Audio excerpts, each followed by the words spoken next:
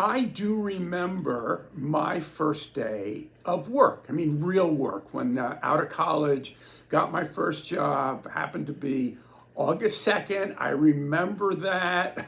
I remember going to work that first day. I mean, why shouldn't I? I remember things that happened in kindergarten. Why shouldn't I remember my first day of work? And I remember showing up that Monday morning at 8 o'clock in the morning, and I came across my new boss. And he looked at me. It was that look in his face that said, "Oh yeah, I forgot Kreisberg's starting today. What the heck am I going to do with this guy?" And so, handed me a loose leaf binder and said, fill out these forms and read this. And I did. And then it was 10 minutes after 8. And it's like, okay, now what do you want me to do? Well, he had a lot of other things on his plate. He had a number he was trying to hit for the month of August. He needed to get his forecast in. This was the first work day of the month of August, and he had to get his forecast in. He needed to answer for why they had such a crappy July. I don't think it's the first business in the world in the technology industry that did not have a great July. But that's what was on his mind. It wasn't, what am I going to do to keep Bobby Kreisberg busy today?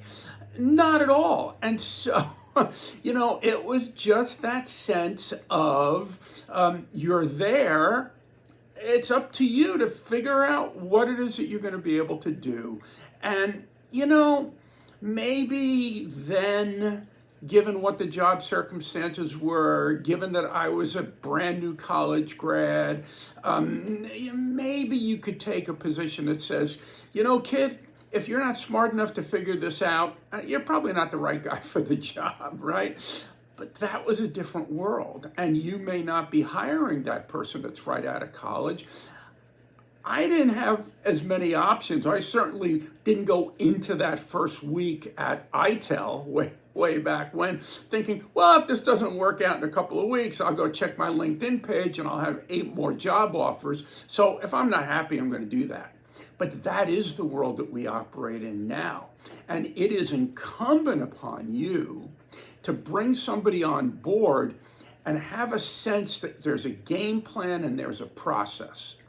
And our position with you is that part of that process needs to be an opportunity for the new leader to gain an understanding as to the nature that that person that they're hiring. It's also a tremendous advantage for that new person to gain a nature of the leader that they're going to be working for. How are we the same? How are we different? What motivates me versus what motivates them? The rhetorical question is, why would you not want to know that if that information is easily available and economically available? For the cost of literally the first day of pay. You want to know how much work I got done that first day? Holy cow. For what they paid me, they could have learned all about that.